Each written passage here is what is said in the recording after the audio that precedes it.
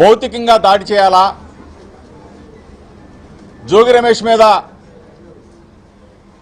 లేకపోతే నన్ను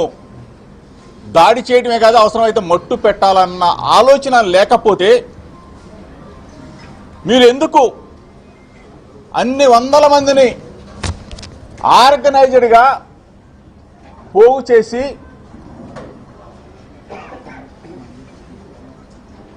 చంద్రబాబు నాయుడు కొడుకు లోకేష్ ఆదేశానుసారం కనుసన్నల్లో ఎంపీ కేశినేని శివనాథ్ చిన్ని ఆధ్వర్యంలో విజయవాడ నుంచి గుండాలు, రౌడీలు, పిక్ పాకెటర్స్, బ్లేడ్ బ్యాచ్, పంజా సెంటర్, రాణి గారి తోట, సీతానగరం, వైఎస్ఆర్ కాలనీ అన్ని చోట్ల నుంచి కూడా ఒక ప్రేరేపిత కుట్రగా ముందుగానే మీరు పక్కా ప్లాన్ చేసుకొని నా మీద దాడి చేయాలని, నా కుటుంబం మీద దాడి చేయాలని ఇంత పన్నాగం ఒక ముఖ్యమంత్రి స్థాయి వ్యక్తి అతని కుమారుడు కనుసన్నల్లో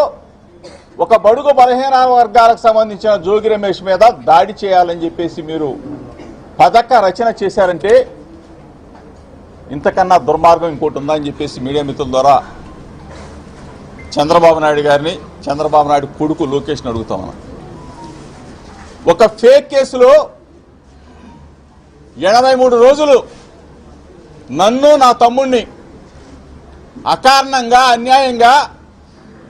ఒక ఫేక్ కేసులో అరెస్టు చేసి హింసించి ఒక సామాన్య ఖైదీలాగా నేను 83 రోజులు మీరు చేసిన దుర్మార్గానికి శిక్ష అనుభవిస్తే ఇంకా మీ మనసు చల్లారలేదని అడుగుతున్నా చంద్రబాబు నాయుడిని, చంద్రబాబు నాయుడు కొడుకుని లోకేష్ని. మిమ్మల్ని ప్రాధేయపడి వేడుకున్నా, నేను ఎక్కడికైనా వస్తాను, అవసరం అనుకుంటే మీ దగ్గరకైనా వస్తాను, జోగి రమేష్ తప్పు చేస్తే ఏ శిక్షకైనా నేను సిద్ధంగా ఉన్నానని చెప్పేసి పదే పదే అడిగితే మీకు భార్య బిడ్డలు ఉన్నారు, రమ్మని చెప్పేసి ప్రాధేయపడి అడిగితే రాకపోగా నేను దుర్గగుడికి వెళ్ళి అమ్మ దుర్గమ్మ సాక్షిగా ప్రమాణం చేస్తే సిబిఐ దర్యాప్తు కోరితే వెంటనే అరెస్టు చేసి 83 రోజులు నెల్లూరు జైలు, విజయవాడ జైలు, ఆఖరికి మదనపల్లి జైలు 3 జైలు తిప్పారే. ఇంకా మీకు రాక్షసానందం తీరలేదా చంద్రబాబు నాయుడు గారు, లోకేష్ అని అడుగుతామని. అంటే ఏం తప్పు చేశానని చెప్పేసి మీరు అంటే బలహీన వర్గాల పక్షాన నేను మాట్లాడటం తప్ప, వైఎస్ఆర్ కాంగ్రెస్ పార్టీ జెండా పట్టుకోవడం తప్ప, ప్రజాస్వామ్యంలో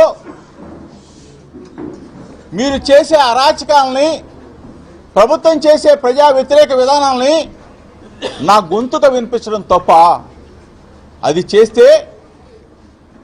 నన్ను, నా కుటుంబాన్ని జైల్లో పెడతారా?